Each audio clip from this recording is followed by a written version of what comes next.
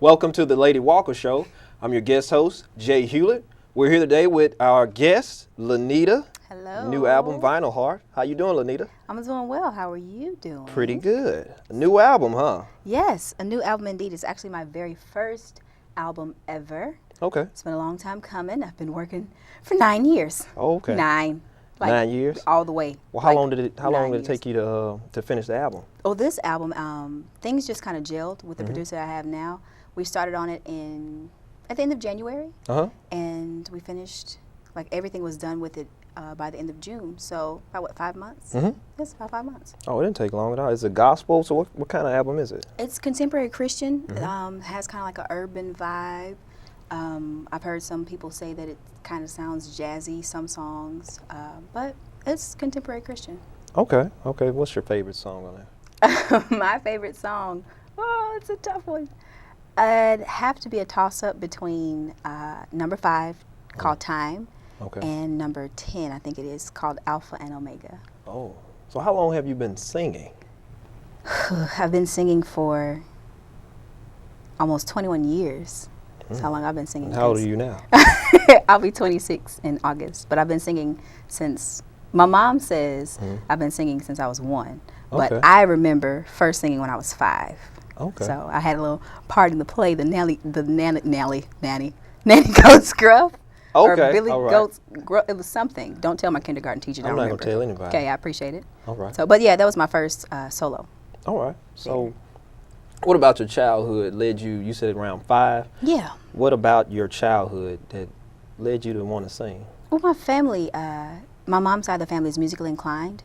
Nobody ever wanted to pursue anything professionally, but around all the holidays or at any family gathering, there would always be music and fun, and they would be singing and, have their little moves together like they were the Temptations or something like that. And so I grew up around it, and I enjoyed it. That's actually the favorite part of my childhood, or my favorite part of my childhood. So when you say your childhood and your family, you mean your mom as well? Yes. My mom was all the way in there. She was in there. She's actually a large part of the reason, because she had me when she was 15. Oh, 15. And so, she was a teen mom, but and I went to live with her because she finished high school, put herself through undergrad and grad school. And so when she was in grad school, I was around 7, I went to go live with her. And she was, really active in the church and choirs and stuff. And so I would always be at choir rehearsals. So it just kind of helped me, with singing. I just kind of picked it up more and more. All right. Now, with her being 15 when she had you, did y'all have to kind of go through some struggles? She might have gone through struggles. I'm not sure, but for the most part, my life was just grand. I had everything that I needed. I mean, I had my family there. I had love. I've always been surrounded by love, and it was just fun. I had fun. But I'm sure she had some struggles being young and having a child. I know that a lot of stuff about the world she didn't know, just the world in general. And as she was learning, she was teaching me. So people say now, at 25, they say, "Oh, you have an old soul." It's because of my mom. As she was learning and making mistakes and going through stuff, she was teaching me so that I wouldn't have to go through the same stuff that she was going through. Okay. So we kind of, in a sense, we kind of grew up together. Okay. So she's sort of like a best friend as well. Yeah. Okay. Pretty much. My mom and I we're really close. We've had our issues, but we're close. And she's been real supportive of the album as well? Yes, very, very supportive of the album. How does she feel about it? She enjoys the album. As a matter of fact, the funny thing is, I told my mom, I was like, "Mom, I'm finished with the album." She's like, "What?" And so I got the album back, and she was at the release concert, and she was having a ball. You had a release concert? I did have a release concert 2 weeks ago, but she was on Facebook promoting the CD I'm talking about. Sounds like she had was proud. Pictures everywhere. Talking about, going to her friends' pages saying, "Hey, my daughter has a CD coming out," and she was a large promoter. Okay. You said "Time." It's probably your favorite song. Yeah. Give us a little bit of time. Give us a little bit of that. For me to sing right now on the air. Yeah. Okay. It's not a problem. Okay, just a little bit of it. It talks about, can I just say what it's about Yeah, first? yeah, explain it. It talks about loss and recovering after loss or some type of devastation or tragedy, whatever it is. You know, it may seem really, really hard while you're going through it, but the purpose of the song is just give it a little bit of time, because as time goes on, it heals all wounds. Okay. You know, and so it starts off, time goes on. All right. And it heals all wounds. Sometimes the crying lasts long, and you can't see your way through. And then it goes on. You know, the song goes on. Oh, I'm ready to get the CD. It goes on, but you know, it's basically talking about just give it a little time, whatever it is, whether it's a divorce or a death or anything. You know, some type of loss. Just give it a little time. Time does and go allow on. the healing process to have its full work. Okay. You know? Okay. Well. Because, I mean, when you look back on things, you know, it seems like you can't make it through, but 2 years after the fact, you look back on it and it's like, yeah, I made it. Yeah. So give it a little bit of time. Time does go on. Yeah, it does. All right. It does. Well, so your album is available on iTunes, correct? It is. It is available on iTunes. It's $9.99 on iTunes. Just type in LeNita, my name, LENITA, Vinyl Heart, and look through the albums. It's on there. Okay. All right. Thank you, Miss LeNita, and thank you for that excerpt from Time. Thank you for just throwing me in there like that. Everybody will be right back with more of the Lady Walker Show. Congratulations to recording artist LeNita on her newly released album entitled Vinyl Heart. For CD inquiries, go to iTunes or CD Baby. And for booking information, log on to Facebook and type in lenita.henderson.5 or go to LeNita's band page. And it heals on. Sometimes the crying lasts long, and you can't see your way through. Waves are rushing, crashing down. Cold winds are blowing, destruction all around. Hold on for your life. Oh, this is gonna be a fight, and it won't be easy. It's gonna take a little time, so give it a little time to let the heat. Welcome back, everyone. We're back with more of the Lady Walker Show, and I'm Jay Hulitt. We're here with LeNita That's me. and her new album. LeNita, I hear that you did audition for American Idol. I did. I auditioned actually twice. I auditioned for this past season. Okay. that just ended. I did well this time. The first time, not so much. But this time, I actually made it to Hollywood. Oh, really? Yeah, I got Okay. a chance to experience Hollywood and So who were the judges? the judges: Randy, J-Lo, and Steven Tyler, the guy from Aerosmith. Yeah, yeah, I know who you're talking about. Yeah, he's pretty wild. He's cool though. He's fine. Okay, all right. And so explain a little bit in depth your experience with the American Idol audition. That second go round. The second go around. Yeah. Man, the second go round, because I did make it past the judges, made it to Hollywood. I got cut first round of Hollywood, but my experience was a little bit different than other people's experiences. Yeah. I love to sing. I've always sung, but being in the presence of all those other singers, it got to be really overwhelming. Yeah, Not I that imagine. I was feeling insecure about my talent or anything like that, but I just got tired of the singing. Yeah. Like, there was no downtime. So y'all at was all. singing all the time, 24/7. No, they were singing all the You time, was pretty much 24/7. observing. I was trying to chill because we were not required to sing that much. They just was busting out in random songs. Okay. I could have had it all. I was like, Yeah. oh Jesus! If it doesn't stop, I don't know what's gonna happen. Okay. So it's like just non-stop singing. 5 in the morning, 11 at night. Just folks outside the window going for it. We're at a hotel. It's 300 of us. nonstop singing. Wow. But you was able to meet a lot of people.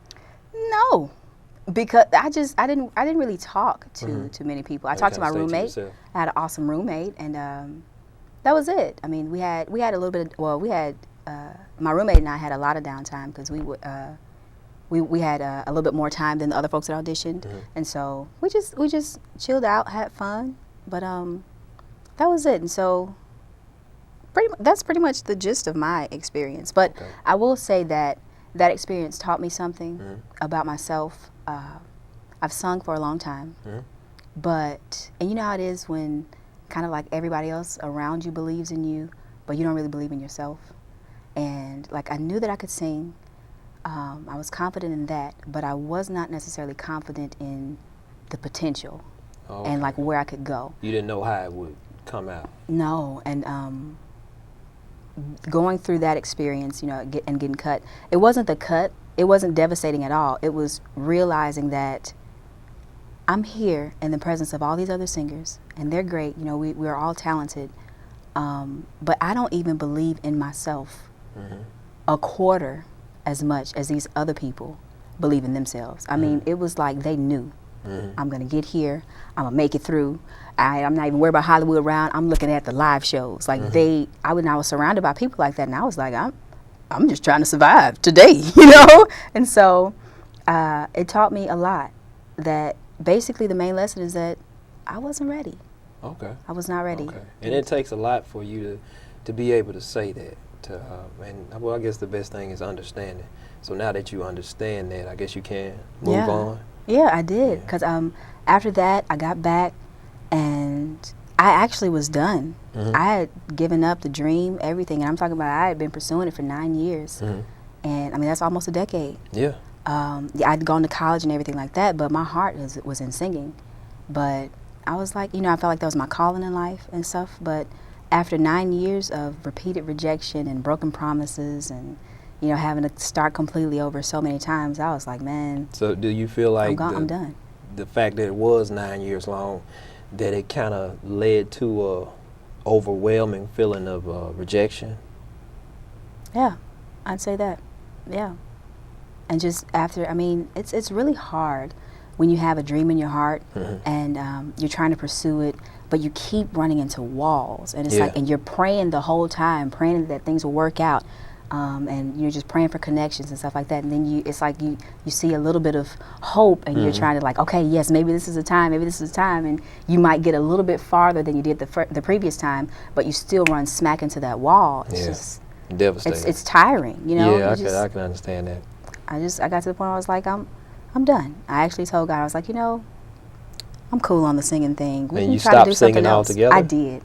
And I stopped singing. I mean, I never thought the passion would leave, but it left. Oh, wow. And when it left, it was like I died inside. Okay. And, okay. So music and singing was a big part of you feeling alive. Yes, most definitely. I mean, at any moment you could catch me humming. You know, I wasn't one of those obnoxious singers. It's just like I'm just singing all the time, everywhere. It's just something loud. you did naturally. Yeah, it was just something, you know, I might hum while I was working or something like that. But it was a part of me, you know. Okay. It wasn't who I was, but it was what I did. It was a part of me. And all of this was right before you decided to start working on your album. Yes, all of this was, it was right before I started working on the album. How much of the downtime would you say took place before you actually begun? It's probably about a month, maybe a month and a half or two. Okay. Because I when I prayed and the passion left, I dealt with that. I dealt with feeling lifeless and kind of just like I was existing for a couple weeks, and then I decided to just kind of pray and to try to see in myself what other people around me saw. Okay. And so I'd always heard, you know, your confession brings forth possession, you know, from church and stuff. And so I just decided I'm just going to confess things. I'm going to confess things until I believe them. Okay. I'm a great singer. I'm an amazing singer. Yeah. I did not believe it at all. And I confessed it probably about 2 whole weeks or 3 weeks or something before I even tried to believe it. And then out of nowhere, this desire to sing again just kind of popped up. And I was like, okay, one last time. And that just came from you confessing it all the time. Yeah, yeah. Okay. I guess. I mean, it came from somewhere. I was like, maybe I should give it one last shot. Yeah. And so I called my producer up, or he's my producer now. At the time, he was just my friend. And I was like, let's do an album. I'm ready. And he was like, I was just waiting on you to call. And so we gelled from the start. We did a lot of prayer, you know, to make sure everything was right. And things just flowed. They flowed quickly and they flowed smoothly. Okay. So this time around, I'm very thankful to God that I got in contact with him. All right. Because his heart he has a great heart. Praise the Lord. So prayer still works. Hey, somebody ought to shout, right? Yeah, prayer still works. That's good. And just from you confessing alone, it kind of changed your whole demeanor and your whole spirit toward the outlook of it. Yeah, and I mean, I was walking around the house. I wouldn't do it in front of people because folks might be like, what is happening right now? You know? But you know, when I was by myself, I would confess, and just confess the word. I'm more than a conqueror. You know, I can do all things through Christ who strengthens me. I just kept the word in my mouth and kept confessing it until I believed it. Okay. And then once I believed it, I was like, I am more than a conqueror. Yes, I can do this now. So that's good. That's good. And that just came from speaking alone. So yeah, and believing. I hope that is encouraging to somebody. Yeah. Well, that's great news, and we see just what comes with confessing and speaking things into existence. Yeah. Guys, we'll be right back with more of LeNita here on the Lady Walker Show.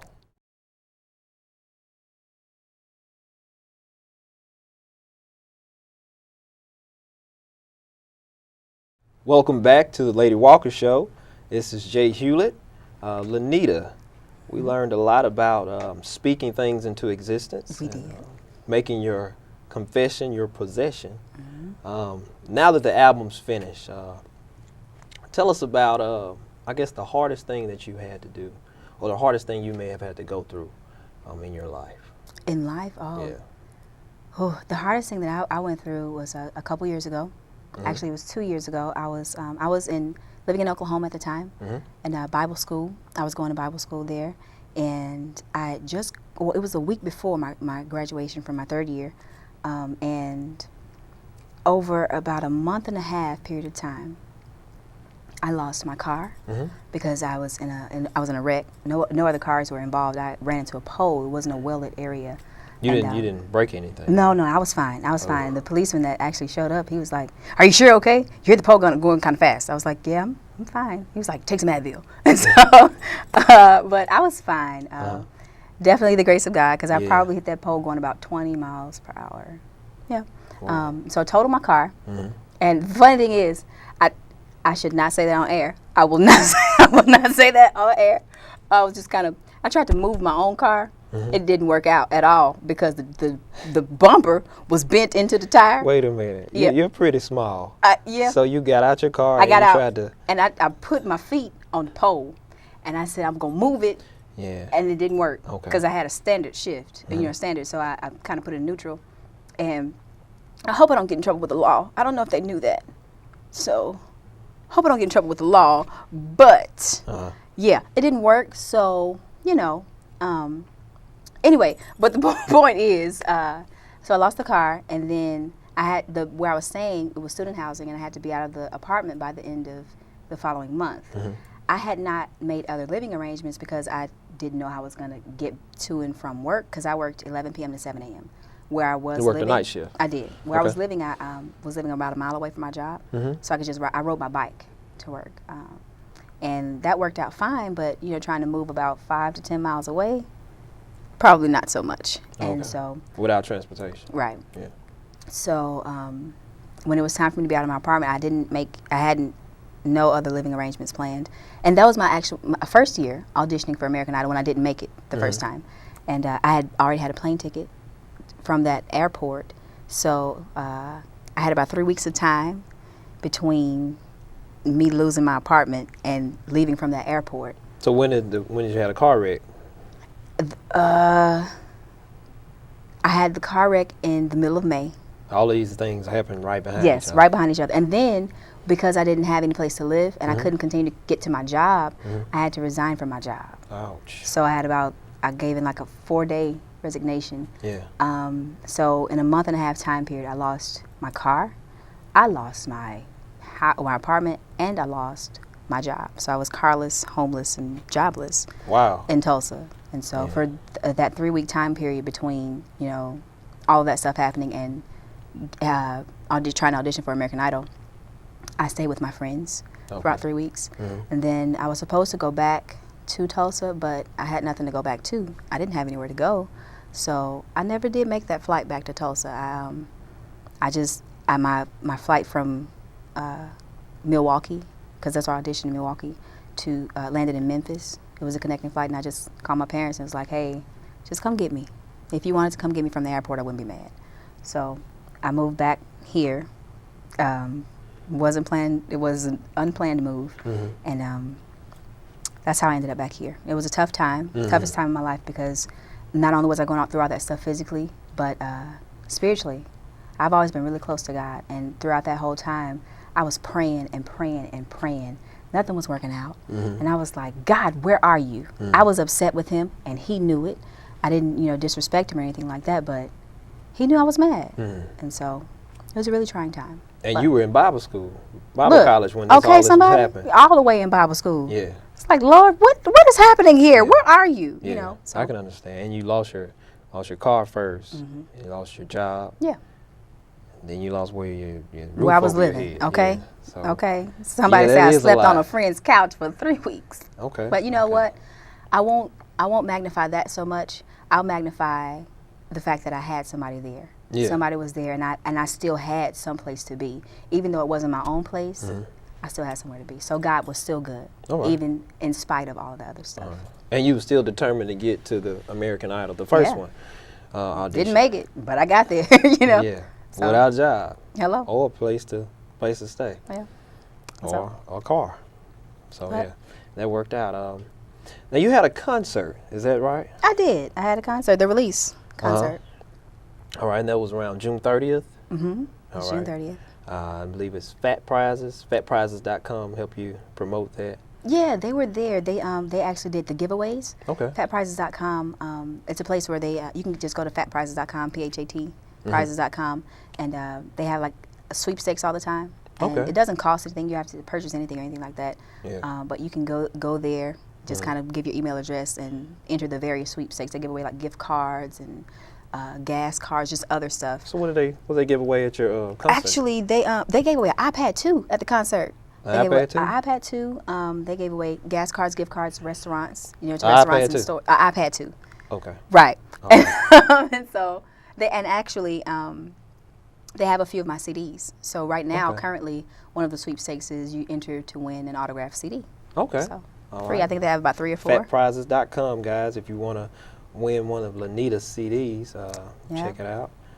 So that's great news. Yeah. It was fun. It was cool. I thought it was really cool that they would be giving away such awesome prizes. It wasn't like, oh, you win like a toy car. It was an actual legit prize. Like they gave away $50 gas gift cards. Like and gas is not cheap. Gas, you know what? But it's going down, and I thank God. Because when it started costing me $53 to fill up, I said, Jesus, I don't know, I don't know.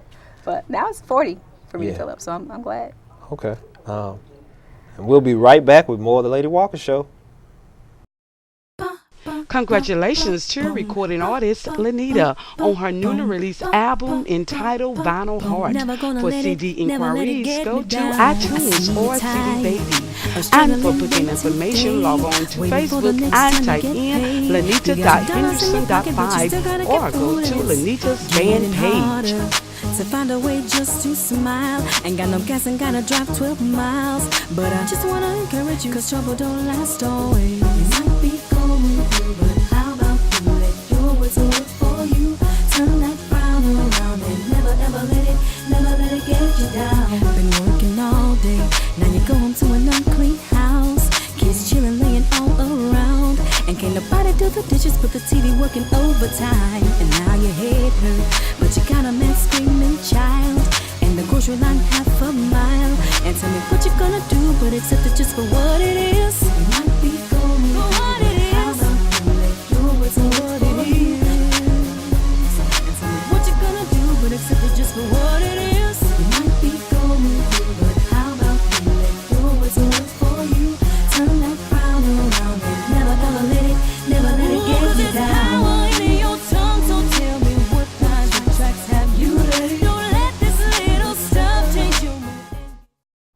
Welcome back to more of the Lady Walker Show. I'm your guest host, Jay Hulitt, and we're here back with LeNita.